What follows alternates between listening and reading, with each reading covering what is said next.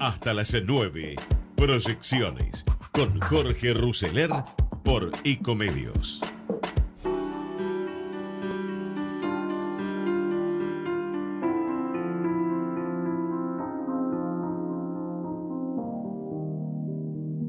A ver, el presidente tomó hoy dos decisiones o hizo dos cosas sobre este tema. Uno fue ordenar que se levantara un spot que el gobierno había hecho contra la violencia contra las mujeres y en la que precisamente participaba Juan D'Artés. Uno de los tantos que participaba era Juan D'Artés. Y la otra fue un pronunciamiento personal del presidente que prometió erradicar o hacer todo lo posible por erradicar cualquier violación contra las mujeres.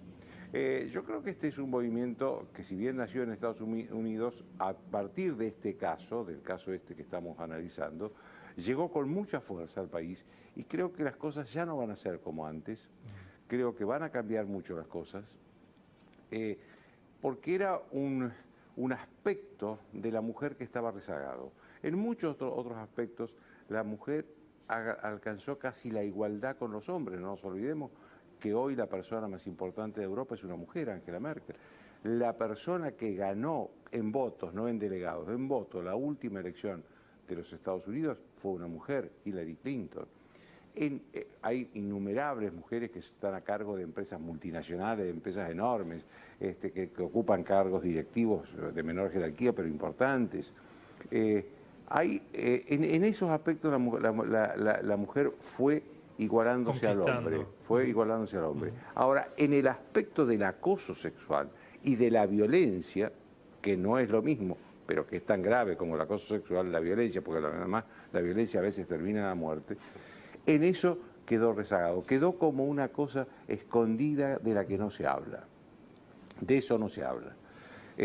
Lo que provocaba el silencio era que se siguiera con los abusos sexuales y era que la violencia en la mujer tiene números mucho más altos de los que se conocen. ¿Por qué? Porque hay muchas mujeres que no lo denuncian por temor, por la indefensión económica, porque quedan sin el respaldo económico. Sí, por los hijos. Y por los hijos, digamos. Pero no solo son las esposas, también las novias. Claro. No es un fenómeno solo de la Argentina, si bien la Argentina tiene un índice alto de violencia y de abuso a la mujer, pero son casos que se reproducen en todo el mundo. En España hace poco hubo casos lamentables de violencia y también de abuso. Digo, yo creo que esto llegó acá, que en Estados Unidos se llamó Me Too. Sí. Yo también creo que acá se tomó una frase que es mejor, que no es no, digamos, es más clara. Claro. El Me Too puede ser yo también para cualquier cosa. El no es muy claro para, sobre todo para los casos de violaciones, ¿no? O de abuso sexual. Me parece que este es un caso que, digamos, y me parece bien que el gobierno haya tomado esto ya desde la política, porque hasta hace poco esto era un tema social, digamos, un tema o policial, o social o policial, claro. pero la política no se metía. Me parece que la política empiece a incorporarse a este debate, comprometiéndose a hacer cosas concretas, porque no solo se trata ya desde la política de pronunciarse, todos se pueden pronunciar.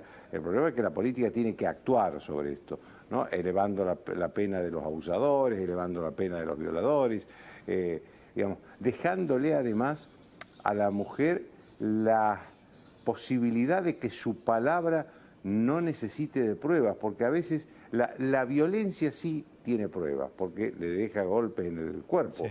Y eso sí se puede rápidamente comprobar con un forense. El problema es el abuso sexual. ¿Cómo se prueba el abuso sexual? Generalmente el abuso sexual se hace en un lugar íntimo, donde no hay testigos. Entonces me parece que hay que darle a la mujer la posibilidad de que su palabra valga como prueba, que es una novedad en el derecho penal liberal argentino, claro. Donde cualquier delito que se denuncie necesita una prueba. Claro, ¿no? Siempre se requiere alguna documentación. Pero no hay que hacerlo en el caso de los abusos sexuales. Como hace poco, esta es una discusión en otro ámbito, pero que estuvo con los casos de pedofilia en la iglesia. Claro. Y el Papa Francisco dijo que no era necesario pruebas porque no las había, no las puede haber sobre los abusos sexuales a menores. También en la mujer pasa lo mismo. No debería necesitarse pruebas de abuso sexual. La palabra de la mujer basta. Así es. Claro, en menores es prácticamente incomprobable esa prueba. Pero es ante que un mayor con muchísimo poder que claro, lo somete con miedo, lo somete con amenazas, con extorsiones. ¿Qué prueba puede dar un menor de edad? Y lo mismo pasa con las mujeres. Claro. Estas cosas generalmente se hacen en ámbitos donde no hay testigos, en un ámbito donde están los dos nada más. Es muy difícil, el caso que estamos viendo, el de Juan D'Artés y esta actriz. La actriz dice que estaban los dos solos en un hotel. Y si hay que creerle, porque si no, hay que pedir pruebas. Y las pruebas son muy difíciles de encontrar en estos casos. Entonces, a partir de ahí, si aplicamos el derecho tal como está, con la necesidad de la prueba, lo que vamos a tener es la impunidad, porque la prueba es imposible en estos casos. Claro. ¿No? Y por lo tanto, la continuidad de este fenómeno lamentable, detestable, de la violencia y sobre todo de los abusos, ahora, que son los que menos pruebas tienen. Es muy interesante que lo plantees. Así editorializaba Joaquín Morales Solá en La Nación el impacto, ¿no? El impacto del caso D'Artés. Sin duda, hoy tapa de todos los periódicos, La Nación mismo de hoy titula Efecto dominó, el Me Too local impulsa más denuncias, tras la acusación contra Juan D'Artés crecen los testimonios en las redes y las consultas a los centros de víctimas. El impacto de D'Artés, la liberación de Vudú, los abusos en la iglesia, la preparación de River en Abu Dhabi, bueno, algunos de los temas que empiezan a armarse en esta mañana. Mañana de proyecciones de hoy jueves 13 de diciembre de 2018, una mañana donde el sol hoy no está, donde tenemos pronóstico de lluvia y tormentas con posible caída de granizo. En los accesos puede haber problemas, en el puente Peyrredón ya desde las 8 trabajadores de SIAM convocaron a un corte. Tras el acatamiento de pilotos a la conciliación obligatoria, lo que sí tenemos vuelos que funcionan con normalidad. Así que bueno, le damos los buenos días a Javier Martínez. Javi, buen día en los controles. Una mañana de lluvia, de truenos, de rayos, de agua caída poca, pero molesta, de 20 grados 6 de temperatura, de sensación térmica, con algunos temitas, como les comentaba, el impacto del testimonio contra D'Artés que desató una ola de denuncias similares. La acusación de violación contra el actor que hizo la joven Telma Fardín conmovió la opinión pública y aumentaron fuertemente los llamados al 144 donde se reciben las denuncias. La justicia de Nicaragua también comenzó a investigar el caso y citaría a D'Artés en los próximos 3 meses. Bueno, vamos a ir armando un poquito todo. Vamos a ir presentando las tendencias de las redes sociales, las tendencias del tweet. Así vamos dándole un poquitito de forma y vamos armando este rompecabezas que son estas proyecciones de hoy, jueves 13 de diciembre. Por una protesta y un corte parcial, como les decía, en la subida del puente Pueyrredón. Así que bueno, para todos aquellos que se vienen desplazando por esa zona, paciencia y ir viendo caminos alternativos. Dale, Javi. Inproyecciones, los tweets que dejan huella.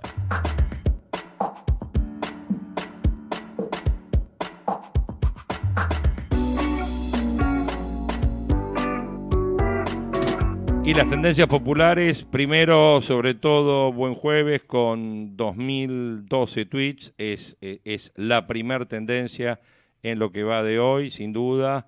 Buen jueves destacado desde ya, porque tiene que ver que ir viendo qué pasa con las principales noticias esta mañana, ¿no es cierto?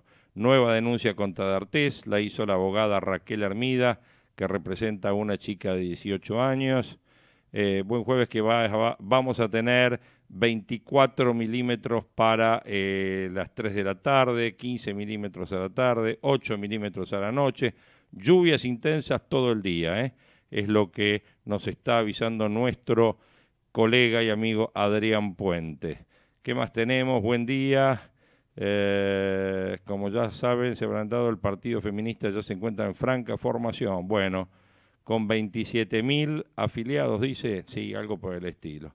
Buen jueves para todos, que tengan un día hermoso, muy nublado otra vez, pero al mal tiempo buena cara, ¿eh? Esta está bien. Y bueno, y se acercan las principales tormentas, hay aviso de corto plazo de alerta meteorológico, será una jornada con lluvias y tormentas de variada intensidad. Puede llover bastante entre hoy y mañana, es lo que nos manda en un tuit Cristian Garavaglia hace 50 minutos. Bueno, como ven, se va armando lo que es el buen jueves. Segundo tuit, 1189 tweets, Gianfranco Macri. Bueno, ¿por qué? Porque el hermano del presidente está yendo ahora, en estos momentos debe estar declarando ante el juez Bonadío. Tercer tuit, Moisés Ikonikov. Moisés Ikonikov, murió Moisés Ikonikov, alguien lo recuerda, funcionario, economista del gobierno de Carlos Menem. Alguno lo recordará también con las plumas en el teatro de revistas y otros como quien introdujo la obra de Alain Touraine en la Argentina. Bueno, a los 84 años falleció ayer Moisés Ikonikov. Un economista de nombre, de trayectoria, sin duda, de quien lo recuerde bien de los años 90. Quinto tuit en orden, Puente Pueyrredón, bueno, por el corte que les comentaba. Sexto, José Luis Esper. José Luis Esper hizo algunas declaraciones tipo los Macri son el arquetipo de la familia prebentaria de la Argentina. ¿Qué más? Hay una buena entrevista a José Luis Esper en Infobae, dice, no se trata tanto de que se vayan todos, sino de que vayamos cambiando el sistema. Bueno, mi aspiración es ser candidato a presidente, abiertamente lanzando el sueño de José Luis Esper de ser candidato a presidente. Por eso es que lo tenemos como tendencia, es sexta tendencia popular en las redes sociales, en la red del Pajarito. Y séptima, Santa Lucía. ¿Por qué? Porque, bueno, por supuesto, hoy celebramos a Santa Lucía, patrona de la vista. 13 de diciembre celebramos a la mártir Santa Lucía, patrona de la vista. Por Santa Lucía se acortan las noches y crecen los días. Nos informan la llegada del solsticio de invierno. Bueno, acá es al revés, ¿no? Esto es en Europa. Hoy 13 de diciembre, día de Santa Lucía, patrona de las personas no videntes. Felicidades por el aniversario de 11 oficial, @11 oficial, y gracias por una labor que ha devuelto la dignidad y las oportunidades a muchas personas del país. Bueno, nuestra felicidad y nuestras felicitaciones a todas las Lucías, en este día que sin duda es su santo. ¿Y de qué otras cosas se habla? Y bueno, los otros temas que se hablan es de que Telma Fardín arremetió contra los que dudan de su denuncia. Me costó mucho aceptar que me violaron, dijo. Sé que es más caro el precio de callar, no se callen, escribió en un extenso descargo en la red del Pajarito. Habla el médico que le realizó la pericia física y psicológica a Telma Fardín en Nicaragua, a pedido de la fiscal de género de ese país. Humberto Pulido buscó determinar si fue violada por Juan D'Artés y el tratamiento psíquico que requiere. Otro tema, vudú, vudú en libertad y con tobillera electrónica. El expresidente K, condenado a 5 años y 10 meses de prisión por corrupción en el caso Chicones, fue liberado, tuvo que pagar 1 millón de caución y tiene prohibido salir del país. La UIF, obviamente, apelará el polémico fallo. Hubo conciliación con los gremios y habrá vuelos. La Secretaría de Trabajo dictó la conciliación obligatoria para que los pilotos de todas las empresas trabajen con normalidad hoy y mañana. Los dos gremios aceptaron la medida y ahora se abre un periodo de negociación por 15 días. Un asesor clave del Papa fue hallado culpable por pedofilia. Era arzobispo de Sydney. Francisco lo ascendió a un cargo de asesor económico en el Vaticano. Un tribunal australiano lo condenó por violación a 2 monaguillos y dará a conocer la pena cuando concluyan las apelaciones. Bueno, y River es la última tendencia. River entrena y sueña con el Mundial. Ayer perdió 3-0 el Real Madrid, El Real Madrid puso un equipo medio de suplente, pero con un equipo de tercera categoría de lo que es el fútbol europeo, perdió 3-0 en el Bernabéu. Después de ganarle la Copa Libertadores a Boca, River va por otra conquista en los Emiratos Árabes y el equipo de Gallardo completó su primer día de trabajo con la mira puesta en ganar la semifinal del martes para llegar a una hipotética definición contra el Real Madrid. Ya tiene rival River para la Recopa Sudamericana, que se va a jugar también en una fecha, parece que en territorio neutral, parece que la quieren llevar a Doha esta vez el partido. Me refiero a Atlético Paranaense que se consagró campeón de la Sudamericana ayer, por puntos, por goles, por penales. Todo eso pasó durante el partido. Hasta Teo Gutiérrez cerró un penal, venció al Junior por penales y se clasificó campeón de la Copa Sudamericana. Un final con bastante intriga porque, bueno, hubo 2 penales que marró Junior de Colombia durante el partido. El partido terminó 1-1 y cuando fueron a penales, bueno, la clasificación fue para Atlético Paranaense, este equipo brasilero del estado de Paraná que va a estar enfrentando a River Plate en la Recopa Sudamericana. Bueno, 8:19, 26 la temperatura. Vamos a presentar los títulos, Javi. Las proyecciones de los títulos que serán noticia.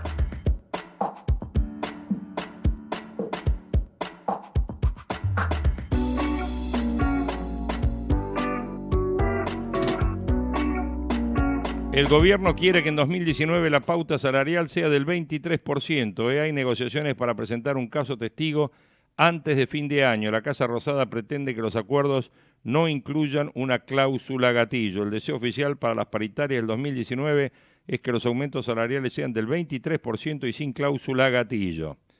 Lo veo difícil esto, ¿eh? Así como está pintado, lo veo complicado. Así lo manifestaron ayer fuentes del Ministerio de Producción y de la Secretaría de Trabajo que negocian con sindicatos y empresarios para exhibir algún caso testigo antes de fin de año, con la intención de evitar enviar señales que no sean de estabilidad a los mercados. El gobierno va a adelantar las negociaciones salariales previstas para enero. Algunas de ellas serían, por ejemplo, con los colectiveros de la UTA, las del personal de entidades civiles y deportivas que aceptarían la pauta de referencia. Los sindicatos rechazan no tener un ajuste automático en caso de que la inflación supere el 23%, el porcentaje que se proyecta en el presupuesto que se aprobó en el Congreso. La volatilidad salarial del 2018 todavía no terminó. Aún hay gremios que están en plena negociación, ya sea por la paritaria, ferroviario, seguro, o por el pago del bono de fin de año que habilitó el gobierno a través de un decreto presidencial. Vudú libre y pidió por los presos. Amado Vudú recuperó ayer la libertad gracias a la excarcelación que le concedió el Tribunal Oral tras cumplir 4 meses de prisión. Apenas abandonó el penal, el vicepresidente pidió por los presos políticos. Respecto de este tema de Vudú, ayer Daniel Sapsay en La Nación dio una opinión bastante particular. No ve la cosa tan transparente. Vamos a escuchar a Sapsay, dale. Profesor titular y director de la carrera de posgrado en Derecho Constitucional, para entender la legitimidad de una decisión como esta. Muy buenas tardes, Carla. Hola Luciana, buenas tardes. Sí, todavía no hay novedades con respecto a la liberación, en cuanto a que todavía aparentemente el ex vicepresidente sigue dentro del penal, no se ha retirado de allí, no ha fijado aparentemente un domicilio que la justicia le haya aceptado para cumplir esta condena excarcelado. No es una prisión domiciliaria, va a tener una tobillera electrónica. Doctor Sapsay, ¿usted nos puede explicar cómo se entiende esto?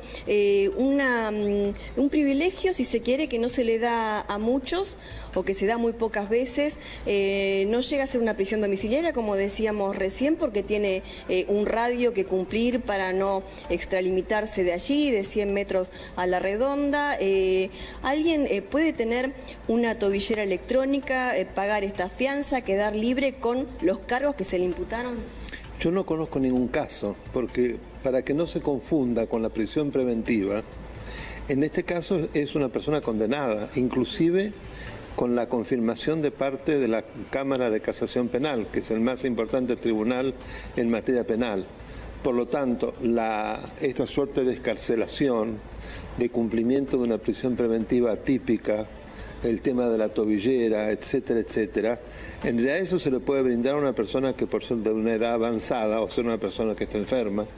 Entonces se puede llegar a dar y en circunstancias también excepcionales. Yo estaba hablando con penalistas amigos, porque yo no soy abogado penalista, soy constitucionalista, y me decían que nunca vieron una cosa así. O sea, es absolutamente extraña. Yo creo que parte de una visión abolicionista, es decir, que en realidad la prisión no tiene sentido en la medida que se trata de una persona que no es peligrosa para la sociedad. Ahora, pensemos que aún siguiendo esa línea de pensamiento, que yo no comparto, de todos modos, Vudú es peligroso, en primer lugar porque trató siempre de evadirse de la justicia. Pensemos solo dos hechos. Cuando por primera vez en el caso Ciccone se allana su domicilio, él logra que renuncie el Procurador General de la Nación, Righi, y al mismo tiempo cambiar de juez y de fiscal, algo inconcebible. Y la otra situación también, por demás anómala, es cuando él fija su domicilio en un médano, para que no lo pudieran notificar, para que evidentemente entonces es una persona, y podríamos seguir con muchos hechos más, que no tiene para nada una cultura de estar a derecho, tiene cultura de estar a no derecho. Entonces los antecedentes precisamente se sitúan en contra de lo que se le concedió, no a favor. Luciana, te está escuchando el doctor Sapsay. Gracias. Daniel, muy buenas tardes. Muchas gracias por atendernos. El fallo ¿Qué tal, Luciana? Muy bien. El fallo está dividido. El Tribunal Federal número 4 tiene 2 votos a favor de la excarcelación y 1 voto en contra. El argumento a favor dice que como se terminó el proceso, tal cual expuso el juez Ariel Lijo, ya no habría riesgo de fuga mientras se investiga. Y por otro lado, que este ciudadano, el ex vicepresidente, ya no tiene manera de entorpecer porque al no ser parte de la gestión de gobierno, como sí lo era antes, no puede ejercer su poder discrecional. ¿Cómo ve este argumento usted? No, a mí me parece absurdo por lo que decía antes y además por algo fundamental. Esto es un privilegio que se le está dando a una persona que ha cometido gravísimos hechos de corrupción, nada menos que como la compra de la Casa de la Moneda a través de una estructura falsa y todo lo que conocemos, ¿no? Pero este es el caso de Ciccone Calcográfica. Entonces, el beneficiarlo con algo que yo sepa no se le ha dado a nadie, es absolutamente absurdo el atarse a este tipo de argumentos. Por lo que me comentaron, una de esas juezas creo que también le había dado la libertad a Delía y Esteche. No sé con qué argumentación, no sé cuál de ellas. ¿Usted cree que el cambio de composición del tribunal con la inclusión de una nueva jueza, que versiones periodísticas dicen tener una cierta filiación política, es el que ha introducido esta variación en la decisión de excarcelarlo? Y sí, por lo menos es muy sorprendente porque se logra dar vuelta a la balanza. Es raro lo que menciona Sapsay. Esto es raro. Tapa de la prensa de hoy dice: El País de Jauja. El reloj marcaba las 19:20. Amado Vudú, condenado a 5 años y 10 meses de corrupción, salió ayer de prisión para sumarse a un régimen de libertad vigilada. Una salvedad contemplada en la ley que desató pedidos de excarcelación de compinches del ex vicepresidente.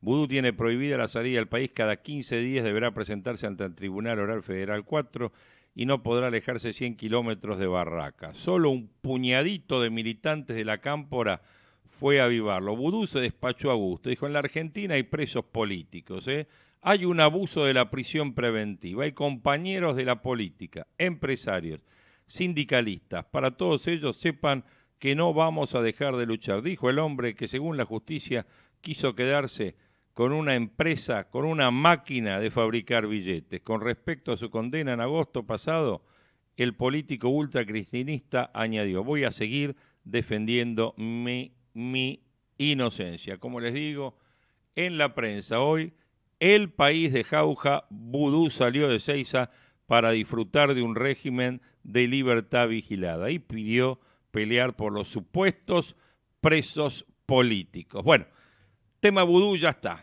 Como están viendo ustedes, las opiniones son todas importantes. Martingalas de la política para retener el poder, artículo de Carlos Pañi en la tapa de La Nación. May superó una crisis y seguirá en el cargo. El Brexit, la líder británica sobrevivió a una moción de confianza en el Parlamento. En cuanto a los títulos económicos del día, lo primero de todo, petroleras negocian pagar menos por el crudo, puede haber otra baja de naftas. Las refinadoras quieren restar el valor de las retenciones. El precio del barril cayó 30% en los últimos 2 meses. Paolo Roca ayer habló en una conferencia con Dante Sica, analizó ampliar las inversiones, pidió por el dólar y las retenciones. Lo de Paolo Roca lo vamos a estar analizando después en el informe. Tanto declaraciones de Cristiano Ratazzi ayer y de Paolo Roca, que nos marca un poco lo que el gran empresariado argentino está pensando por estas horas. Lete se pagó 4 3/4 para renovar el 80% hasta junio. En la última licitación del año, el Tesoro renovó 77% del vencimiento de Lete de esta semana, consiguió 850 millones de dólares a 4 3/4, una tasa que no presenta cambios respecto de las 2 emisiones anteriores, pero es inferior al máximo del 7% que se pagó en septiembre. Los títulos vencen en junio del 2019. Se avisa que está creciendo la mora en créditos, al consumo y en tarjetas. El Senado sancionó la ley que modera el impuesto a las cooperativas financieras. ¿Qué más tenemos? Cambio de guardia en la construcción, asume un abogado y un empresario de confianza de Caputo. Me refiero a la asunción de Julio Crivelli en la CAC, en la Cámara Argentina de la Construcción. Sin reformas no habrá milagros para el empleo, lo que titula Juan Luis Burr hoy en Cronista.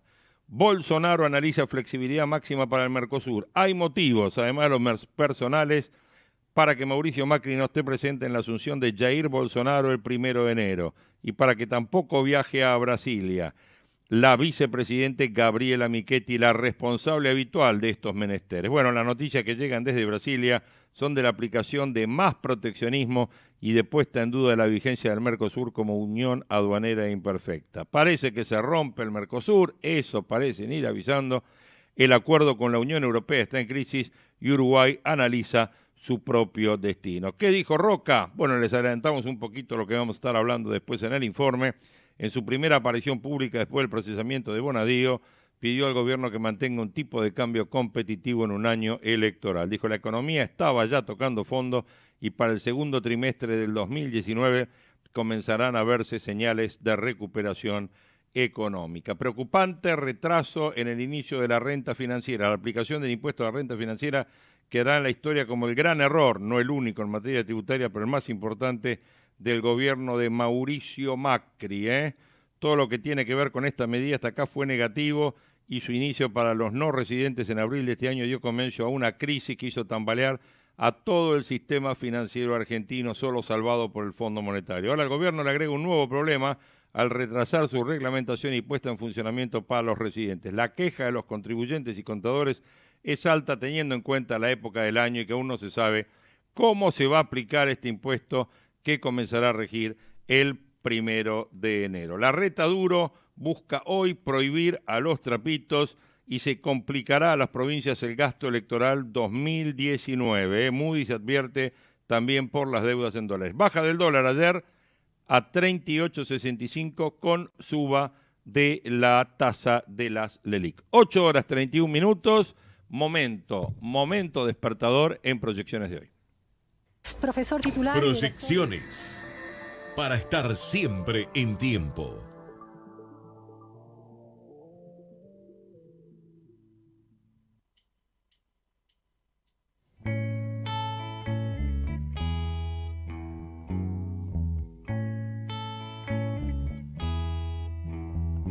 There are places I remember all my life. Some have changed, some forever, not for better. Some have gone, and some remain. All these places have their moments. With lovers and friends, I still can recall. Some are dead and some are living. My life, I love them all. But of all these friends and lovers, there is no one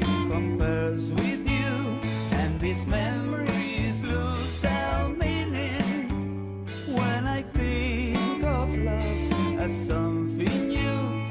Though I know I'll never lose affection for people and things that went before.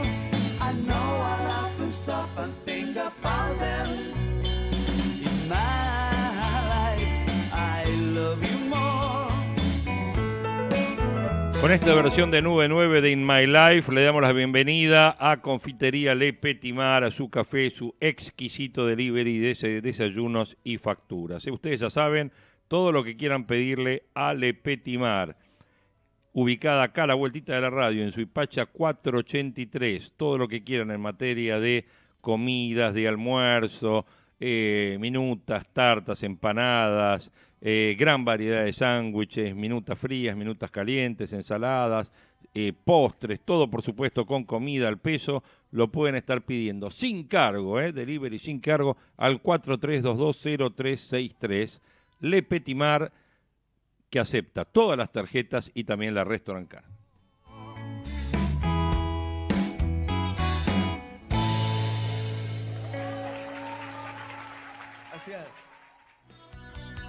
Vamos la radio, somos tu voz. Vamos con Eco, siempre la verdad y la mejor información. Para cuidarnos del mosquito que transmite dengue, zika y chikungunya, es importante que uses tauletas y espirales, que haya mosquitero en puertas y ventanas, y si estás al aire libre, además de usar ropa clara, ponete repelente. Más información en argentina.gov.ar/salud o llamando al 0800-222-0651. Ministerio de Salud y Desarrollo Social. Presidencia de la Nación. ¡Ay, pero qué tarde! ¿Qué se me hizo? Me tengo que apurar porque si no, no llego.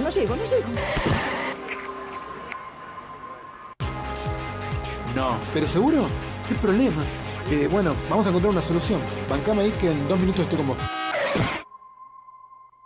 Bueno, vos ahora te tenés que ir. Sí, pero yo quiero hablar de esto ahora. Cuando llegue a casa te llamo. 3 de cada 10 muertos en el tránsito son peatones.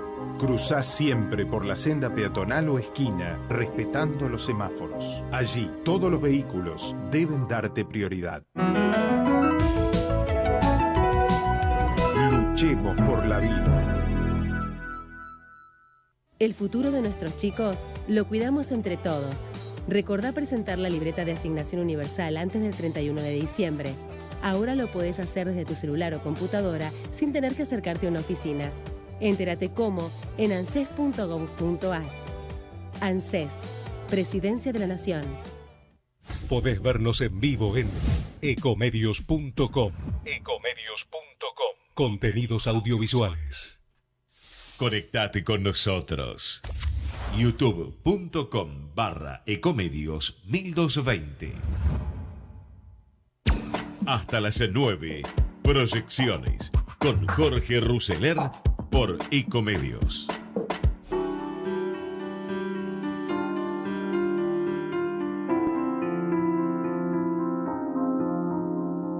A mí me interesó en estos días el debate sobre la nueva reglamentación para la policía y basado en el caso del policía de Chocobar, cuando defendió a la ciudadanía del delincuente que acababa de acuchillar a un turista hasta casi matarlo. Un individuo que trata de ultimar a un desconocido para quitarle sus pertenencias, sea con un cuchillo, con una pistola, es alguien que nos está anunciando que quiere matar al inocente. Y nuestro propósito, a partir de esa evidencia, no es que muera el delincuente, es proteger la vida de los futuros inocentes que aún no han sido dañados, pero que no cabe ninguna duda de que si lo dejamos escapar, va a seguir intentando matar gente como nos lo acaba de demostrar.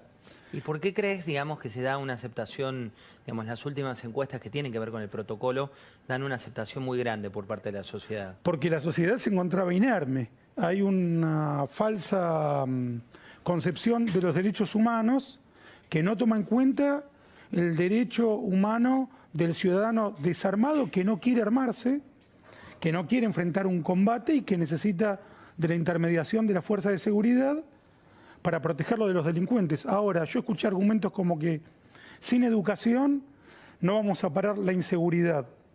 La educación es imprescindible, pero no es suficiente. Cuando hay un delincuente apuntándole a la cabeza con un arma a un ciudadano indefenso, vos no podés traer a Paulo Freire a que le explique.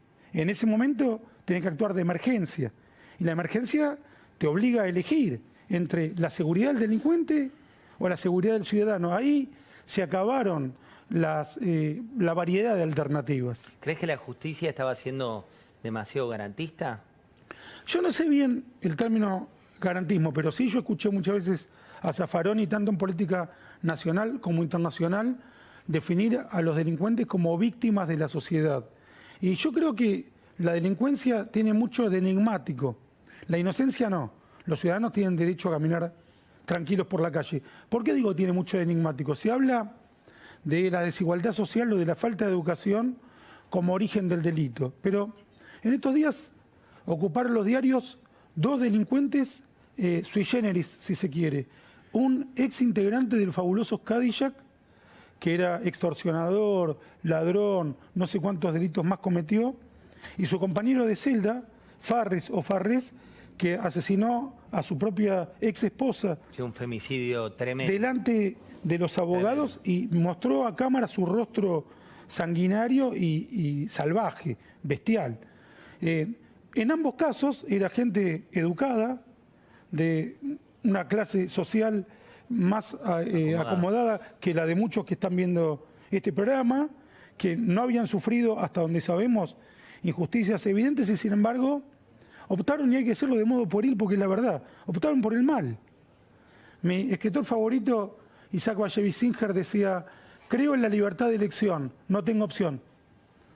Marcelo, ¿y por qué crees que este tipo de casos se reproducen y generan también tanto morbo en la sociedad? Digo, estamos hablando de situaciones muy, pero muy complejas, que la gente las lee. Yo no sé si genera morbo o en un estado de indefensión como el que nos encontrábamos por el zaffaronismo, de considerar que los derechos humanos no tienen ninguna relación con si hay un delincuente o un hombre inocente.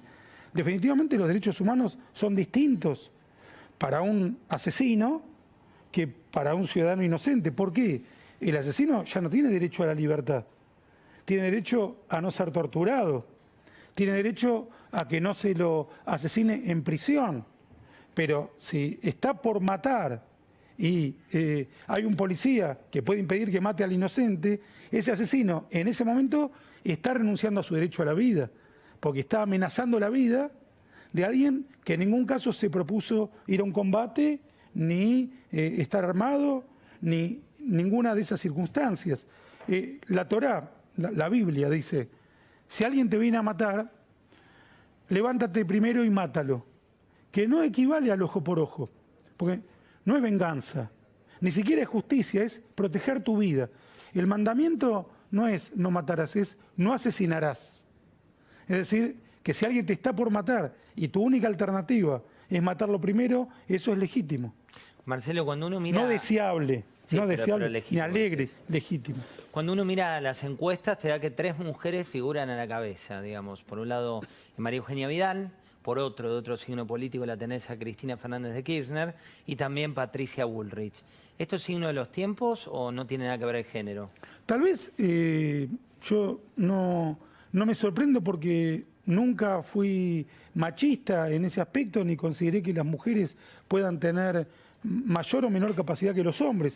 Una de las mejores primeros ministros de Israel fue Golda Meir, que era la primera mujer del Medio Oriente en ocupar un cargo, el primer cargo político de su país. Y María Eugenia Vidal, el batacazo que dio contra Aníbal Fernández, no me sorprendió porque fuera mujer, me sorprendió porque para mí era una figura política desconocida hasta ese momento. ¿Qué crees que se le valora hoy, digo, ya con varios años de gestión, con una economía frenada? ¿Por qué se la sigue valorando entre el tope de encuestas? Te soy completamente sincero. Fue un misterio para mí por qué le ganó a Aníbal Fernández. Es un misterio hoy cómo sigue estando también posicionada en una economía en un momento tan delicado. Lo que sí yo puedo asegurar, más allá de toda duda razonable, que cuando yo vi ese entente Hugo Moyano Moreno, Guillermo Moreno, algunos eclesiásticos que están en contra de la libertad de elección de la mujer sobre su propio cuerpo, etcétera, yo no tengo dudas de que sigo prefiriendo la opción Cambiemos antes que por momentos la ideología fascista de un Cunio, por ejemplo. Hay una alianza directa entre el Frente para la Victoria y el periodista Cunio. El propio Guillermo Moreno, su alianza con Milani, que afortunadamente está preso, pero eso puede ser el retorno de quienes defienden la acción criminal de la dictadura de Videla, como es el caso de Milani, ¿no? Cuando uno Marcelo Birmacher en diálogo con José del Río, interesante porque este escritor no solo está defendiendo la posición oficial y dando su parecer respecto de las nuevas normas de seguridad, sino que también hace una referencia a un posicionamiento ético, ¿no? A un posicionamiento político y ético entre Cambiemos y el kirchnerismo. Y ata al kirchnerismo a prácticas del pasado, a prácticas autoritarias, digamos, que obviamente dice que la gente tiene que tener en cuenta, o que él va a tener en cuenta, en el momento de decidir su voto. En cuanto a la causa del cuaderno de coimas, el hermano del presidente ya está en tribunales para declarar ante el juez Bonadío. Gianfranco Macri regresó de Estados Unidos y se presentó en Comodoro Pi para ser indagado en la causa de los cuadernos. Hoy en Tapa de la Nación, Carlos Pañi titula Martingalas de la política para retener el poder. Dice que cuando aumenta el riesgo electoral, los políticos suelen recurrir a martingalas que faciliten el acceso o la retención del poder. Es decir, intentan compensar su disminuida capacidad de seducción manipulando las reglas del juego. Y en los últimos años, el peronismo ha impartido lecciones memorables de esta técnica. Bueno, hay que ver cuánto aprende en este tema el PRO, ¿no? Dice, en el 91, cuando Carlos Menem no estaba seguro de que su flamante convertibilidad sería convalidada en las urnas, el ministro Mera Figueroa elaboró un cronograma escalonado para la elección de legisladores nacionales.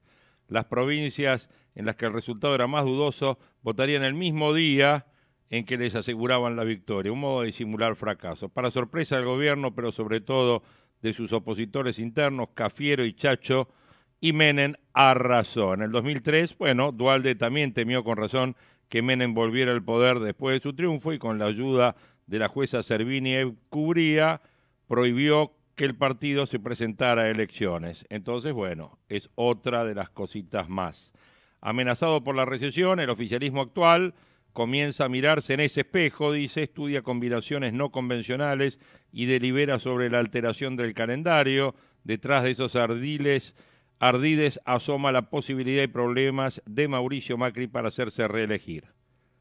Repito, detrás de esos ardides asoman las posibilidades y problemas de Mauricio Macri para hacerse reelegir. Se perciben las fisuras de Cambiemos, aparece la insondable crisis peronista y algo relevante, se insinúan las chances de que si continúa en el poder, la actual administración pueda mejorar su situación parlamentaria para emprender reformas más audaces. El principal activo del gobierno en este empeño es la ausencia de un proyecto de poder que vertebre al peronismo. La candidatura nacional más competitiva, la de Cristina, atemoriza a la mayoría de los gobernadores mucho más que la continuidad de Macri. Comprensible, dice. Con Macri han recuperado la gravitación que ellos les negaba. Carentes de una opción alternativa a la del expresidente, prefieren replegarse sobre sus feudos. Casi todos están adelantando las elecciones provinciales. Catamarca las haría el 3 de marzo, Córdoba las haría el 12 de mayo, La Pampa el 19 de mayo, Chubut el 29, San Juan el 2 de junio y Entre Ríos el 9. Se calcula que solo convocarán a comicios provinciales el mismo día los nacionales, o sea el 27, los gobernadores comprometidos con un candidato presidente. Son la santacruceña Alicia Kirchner y Gildo Infran subordinados a Cristina y el salteño Juan Manuel Urtubey, que lanza su propia candidatura nacional. Menciona Pañi que el adelantamiento de los mandatarios de provincia va a dejar sin ancla a los aspirantes presidenciales del PJ cuando vayan en campaña a esos distritos y que los dirigentes locales los recibirán por cortesía nomás. Su propio destino ya se habrá jugado.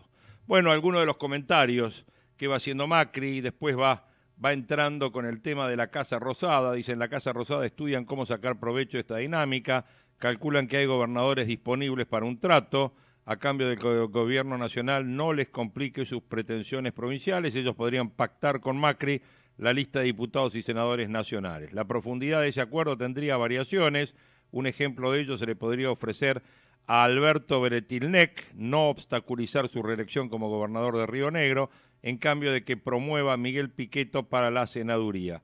Macri quiere retener a Pichetto, su gran ministro del Interior, así lo titula Carlos Pañi a Pichetto.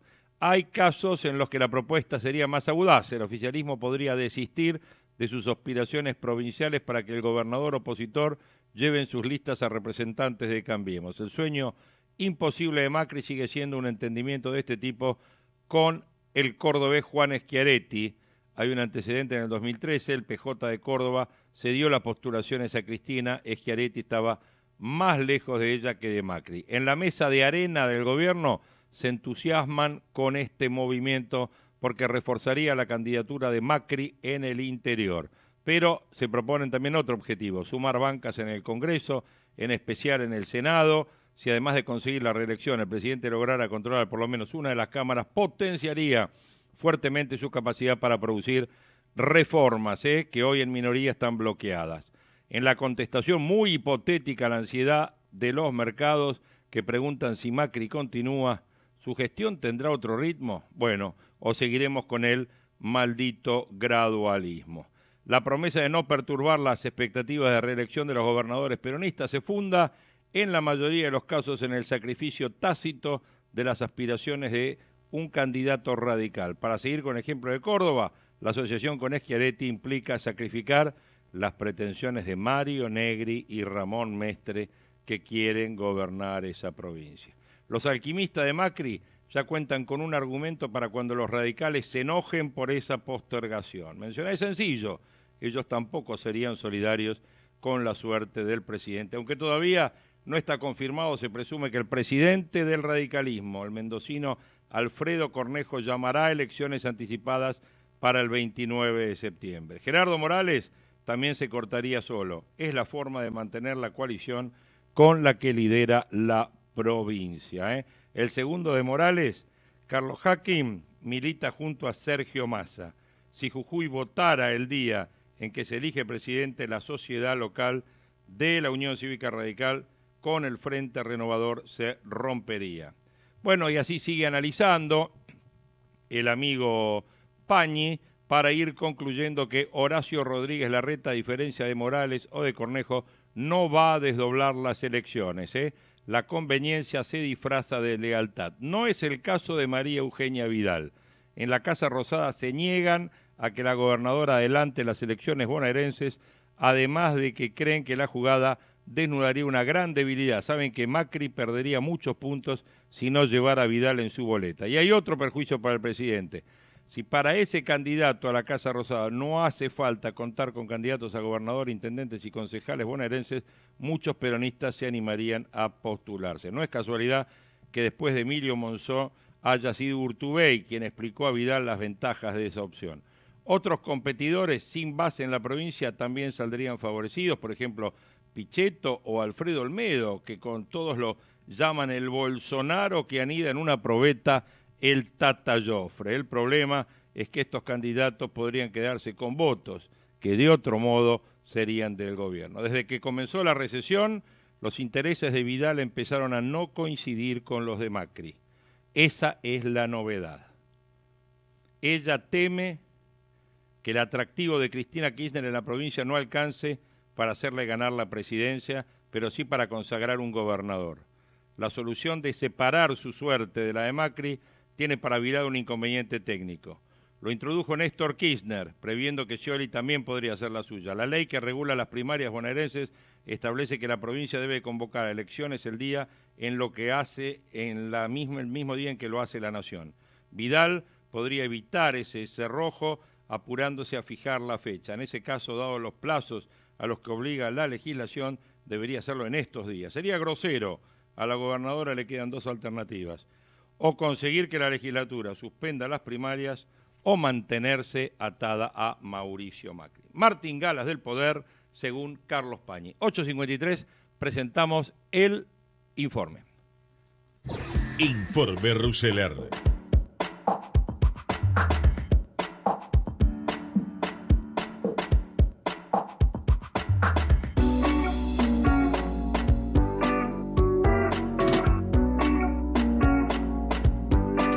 Y hablábamos de cómo están viendo este momento político los empresarios más importantes. Bueno, primero escuchamos el testimonio de Cristiano Ratazzi y luego les cuento qué dijo Paolo Rocca ayer.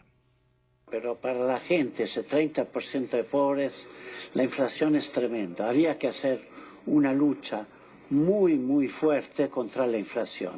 Y este programa tiene una lucha tremendamente fuerte contra la inflación, que a veces crea tasas de interés absurdas, pero momentos hay que soportarlo. Una frase tuya, de hecho, es: con 60-70% de tasa de interés no vendes autos, se acaba la venta de autos. Y matas todas las pymes. ¿Y cómo se convive con este optimismo? Porque en el interanual se patentaron 46% menos de autos con respecto a... Sí, pero en los últimos 2 meses.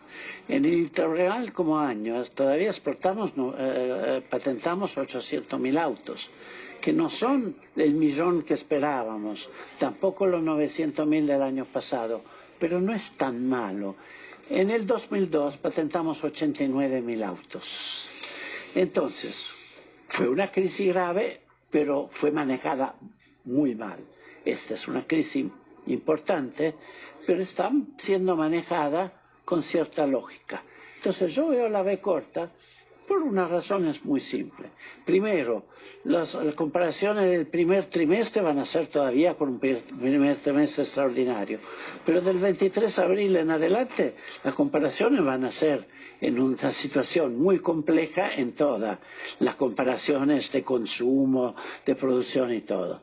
No solo eso, entra a funcionar una cosecha que no existió este año, un desastre que viene en promedio cada 7-8 años, un desastre de sequía, y además Vaca Muerta empieza a crear una sensación de exportaciones, de ser en serio algo extraordinario sobre el cual estamos, y va a crear un efecto de riqueza. Entonces toda esta cosa junta, más algún cisne blanco después de todo lo negro que tuvimos, van a aparecer, y yo pienso que ya para el segundo trimestre vamos a empezar a tener noticias bastante buenas.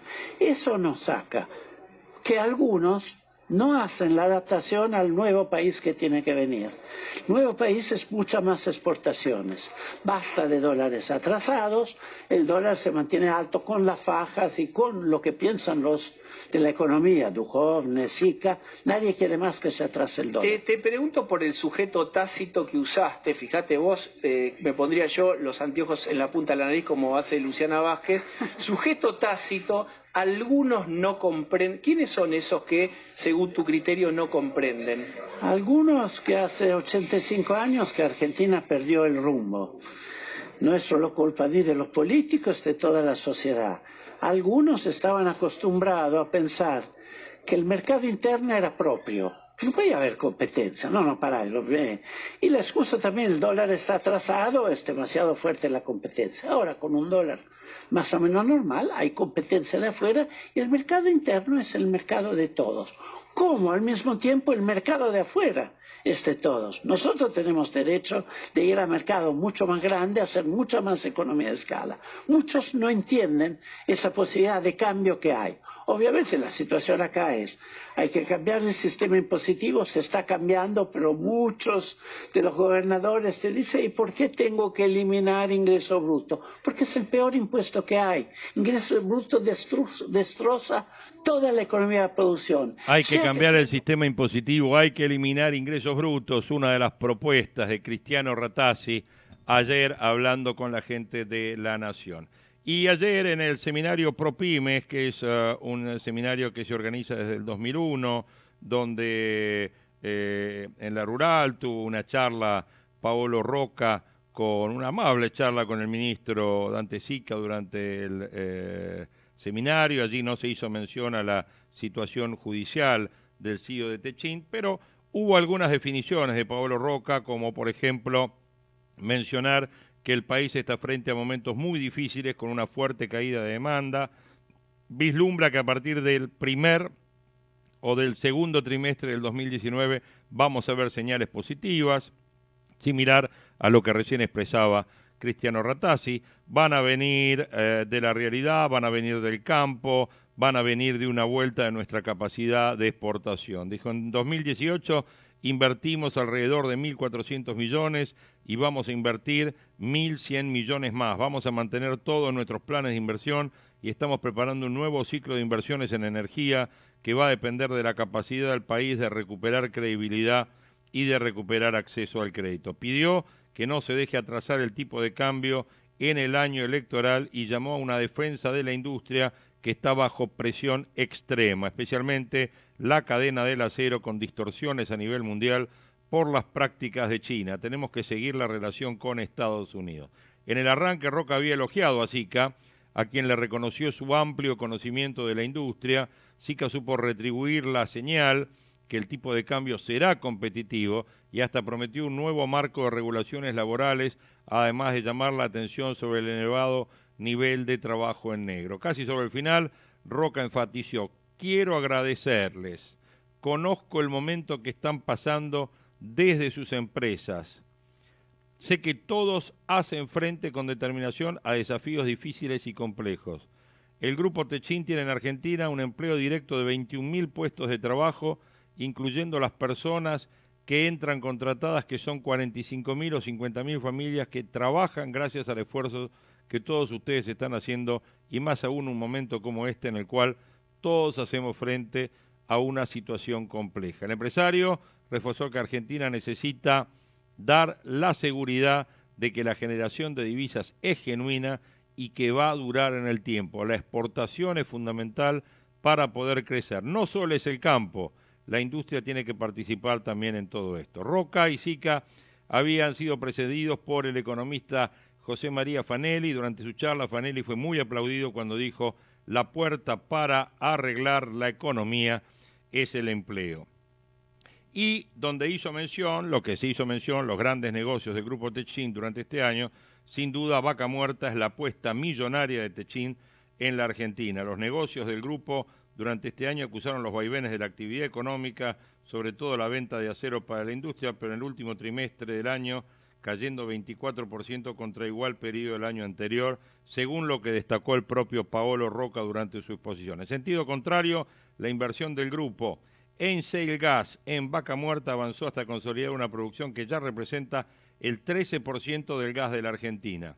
Unos 900 empresarios, todos representados por pymes, que asistieron a este programa ProPymes del grupo, ahora enfocado en aprovechar la brecha cambiaria y ayudar a sus proveedores y clientes a través del plan ProPyme Exporta a 140 millones de dólares, de 140 a 410 millones de dólares de sus exportaciones anuales. El negocio más fuerte del grupo está localizado en Vaca Muerta. Tecpetrol es la petrolera del grupo que está concesionada dentro de ese yacimiento en la conocida Fortín de Piedra, con fuertes inversiones en infraestructura y extracción. Roca mencionó, y Carlos Ormaechea, el CEO de Tecpetrol, que en los últimos 18 meses invertimos un promedio de 100 millones de dólares mensuales y estamos operando 60 pozos. El ritmo de operaciones previsto para los próximos años es precisamente de unas 60 perforaciones al año. Además de pozo, la petrolera hizo una importante inversión en una planta de procesamiento de gas, así como en gasoductos y en oleoductos. La planta de gas, con una capacidad de unos 17 millones de metros cúbicos diarios de gas no convencional, se construyó en 15 meses apenas y fue inaugurada en agosto por el presidente Mauricio Macri, que recuerdo yo que Néstor Sibona nos contó acá personalmente, porque él estuvo y él transmitió desde ahí, desde la planta de Tecpetrol en Vaca Muerta. En aquella ocasión, si bien había directivos de Techint, el juez Bonadío todavía en ese momento no lo había convocado a Paolo Roca. Bueno, es otro de los puntos importantes a tener en cuenta en términos de la opinión. Por eso les quise brindar un poco la opinión de las dos puntas. ¿Qué opina Rattasi? ¿Qué opina Paolo Rocca? Ayer los mercados, el dólar 38.61, el tipo de cambio oficial, 732 puntos, el riesgo país bajó un poco, igual sigue altísimo. El Merval en 0,6% de suba, el Dow Jones ayer también 0,64% de suba, una caída del 1% en el precio del petróleo, en el WTI en dólares por barril, y 338 el precio de la soja de Chicago en Nueva York. En la parte de subsidios, la Cámara de Representantes de Estados Unidos aprobó una ley que proporcionará 867.000 millones para ayudar a la industria agrícola. Ahora, esta medida sin duda debe ser ratificada por el gobierno de Donald Trump. Tomás Sahn, un alemán al frente de Volkswagen Argentina. Volkswagen Group Argentina anunció que el alemán Tomás Sahn fue designado nuevo presidente y nuevo CEO de la empresa, cargo que va a ocupar a partir de enero del 2019. El ejecutivo reemplazará al argentino Hernán Vázquez, que duró apenas un año en el puesto y también dejó la presidencia de AEFA, que había asumido hace pocos meses. Hablando de proyecciones, la proyección para la UIA es que la industria caerá 2,3% en el año. La UIA ratificó hoy su proyección de que la producción del sector cerrará el 2018 con una caída del 2,3%, en tanto la expectativa para el año que viene es que continúe la tendencia a la baja. El director del Centro de Estudios de la UIA, Pablo Dragún, analizó la evolución de la actividad y los motivos de la contracción interanual del 7,7% en septiembre, acumulando una baja del 1,6% en el año. Hablamos de que hay vuelos hoy y mañana, que los pilotos acataron la conciliación obligatoria, así que todos tranquilos. Los pilotos acataron, esta fue dictada por la Secretaría de Trabajo y ahora se abre un paraguas de negociación de 15 días, Paraguas de negociación de 15 días. Mencionamos también que un economista, reconocido economista, intelectual y político, de la época, funcionario de Carlos Menem, Moisés Ikonikov, ayer falleció. Fue un humanista, profesor de la Sorbona y partícipe del famoso Mayo francés, un enemigo de la solemnidad. Yo recuerdo en un momento a Ikonikov haciendo teatro de revistas en el Maipo. Así que con eso decía todo. Por su histrionismo dijo, cuando Fernando Enrique Cardoso venía a la Argentina, siempre resaltaba que aquí tenía dos intelectuales amigos, Pepe Nun y Moisés Ikonikov. Así es, palabras de Julio Bárbaro anoche. Ya tenemos en la mesa al dueño de este espacio, al maestro, gran Hugo Grimaldi. Bueno, dueño por un rato, uno está hasta las 11, digamos. ¿Qué haces, Hugo? Buen día. No, la verdad que Moisés era un hombre realmente entrañable, un cachafaz. Mirá qué palabra te voy a usar, que es antigua, como de la década del 30. Cachafaz, nos ubica un poco, mejor, y ayornemos. Te ubica en París, te ubican que era porteño, te ubican un montón de cosas, y que acá en la Argentina tuvo incidencia en el gobierno de Carlos Menem, que lo trajo prácticamente como su numen intelectual, ¿no? Sí. Por lo que vos contabas, porque había estado en Porque Francia. había estado en la Sorbonne, porque había estado en el Mayo francés. Sí, yo recuerdo que él hizo su irrupción acá cuando el famoso plan Bungeibón. Sí, en esos momentos. Claro. Y Menem necesitaba en ese momento darle un toque distinto a su entorno, que en ese momento era Dromi, Coan, toda la gente que rodeaba a Menem, y Granillo Campo, todos los que vinieron de La Rioja, digo. Entonces, sin duda, lo que necesitaba es darle un aire distinto. Y Ikonikov lo hizo. Bueno, después él mismo se ocupó de mostrarse mucho en televisión. Muy histriónico, un polemista. ¿Viste? Sí. La verdad que lo siento mucho, 84 años. 84, tenía Moisés. Bueno, ¿de qué te parece que podemos hablar? ¿De Paolo Rocca? Paolo Rocca, ayer escuché a Rocca y escuché a Rattasi.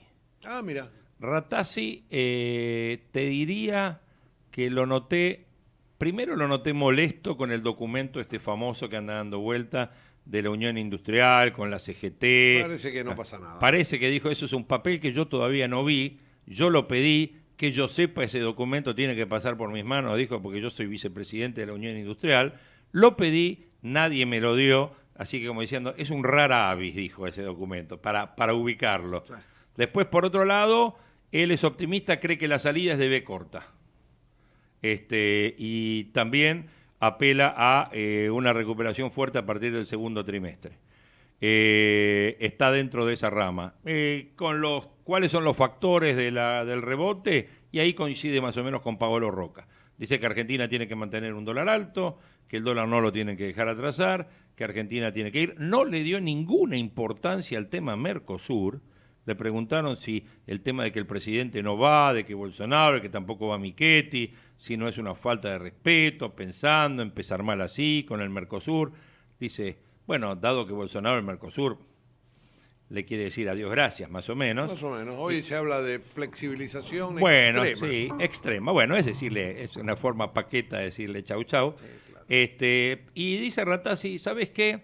A mí nunca me gustó el Mercosur, directamente. Lo dijo así. A mí nunca me gustó y creo que Argentina tiene que, nosotros lo que hacemos, dice, a través de nuestras plantas, apuntar a otros mercados. Nosotros tenemos que apuntar hacia el mercado de México, que por ejemplo dice estamos fuertes ahí exportando, al mercado de Europa. Tenemos que ir abriéndonos a los distintos mercados que hay. Brasil es bueno, está cerca, ¿no? Es otra cosa, en términos de costos es distinto, pero dice Argentina tiene un nuevo dólar, hay negocios nuevos y esto no tiene que perderse. Ese fue básicamente el mensaje.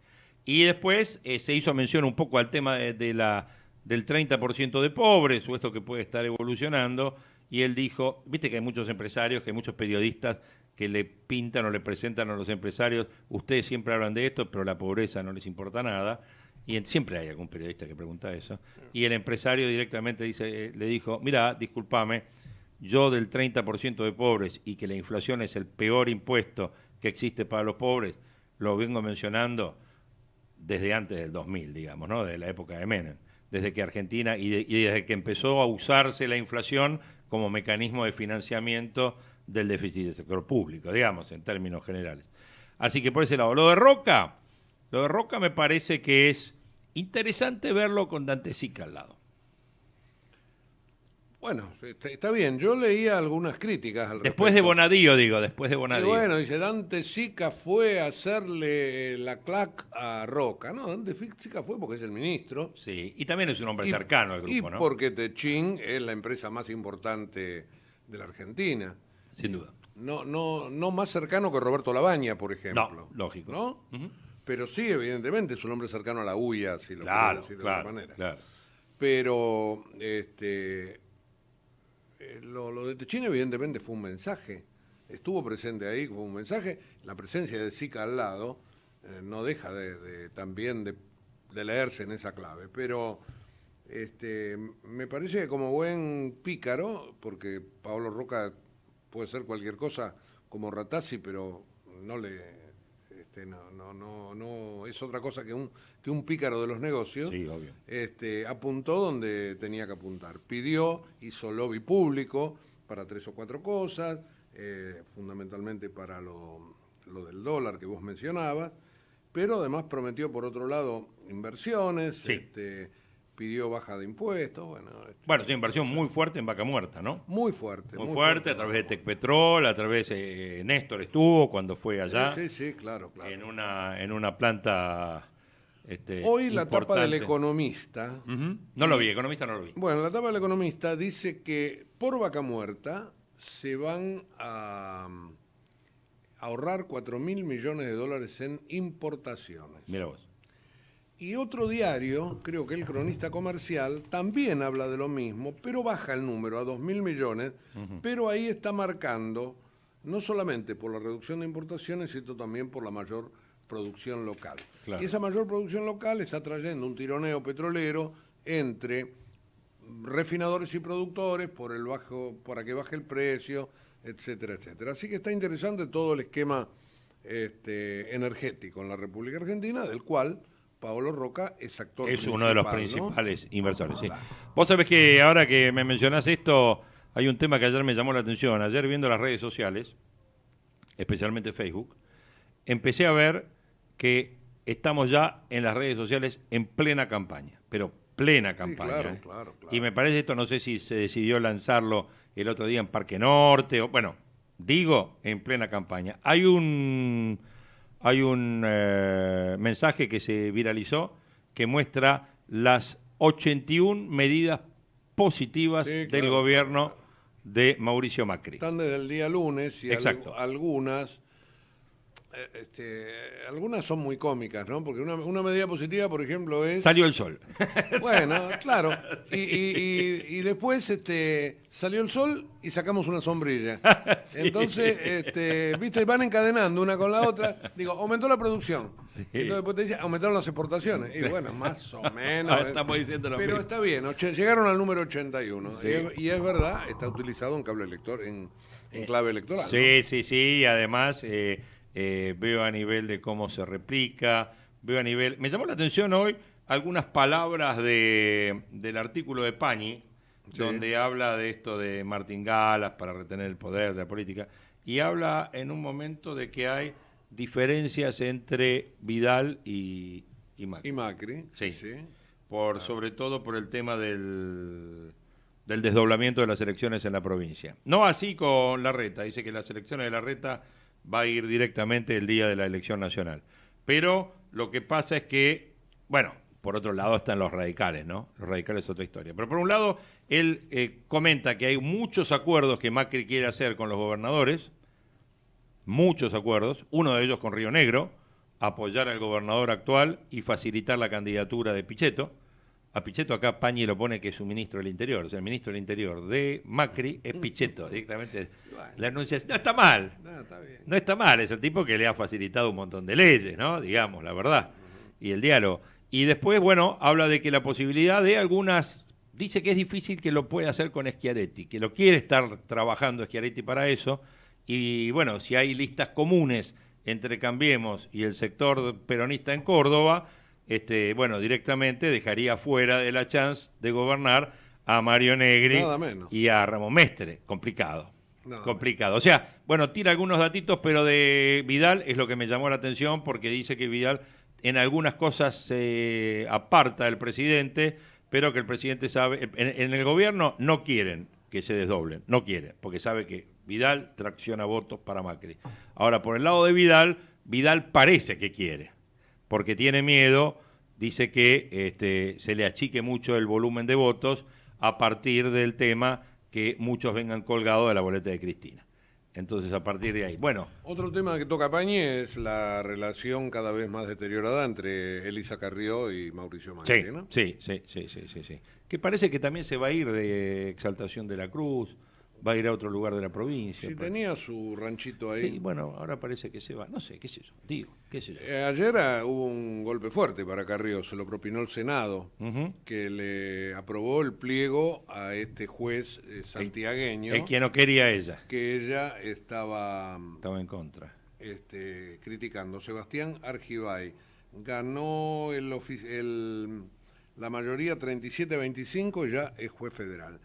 Y hay otro lío, donde sí tiene que ver el gobierno, que la ley de financiamiento de los partidos políticos se va a tratar en el Senado, algo que Carrió había bombardeado en diputados. Claro. Porque ella no quiere aportes de particulares. Pichetto, en su proyecto, toleraba hasta 15% de los aportes de particulares para campañas políticas. Cambiemos, dijo, no, es demasiado, nosotros vamos por el 2%. Parece que va a salir con el 5, pero Carrió quería 0. Sí. Por ahí pinta el tema. Bueno, tiene una noche muy ocupada hoy, ¿eh? ¿Por qué? Porque tiene Copa Argentina, tiene torneo. Pero va a llover, así que... Bueno, eso es otro tema. Voy a ver por televisión. Bueno. Superliga 21 horas. Sí, Superliga 21 horas, Huracán, ¿no? Huracán Argentino, partido que estaba... Ese no se jugó directamente, ¿no? No se jugó porque fue el fin de semana que aquí se hizo el G20. Ahí está, claro.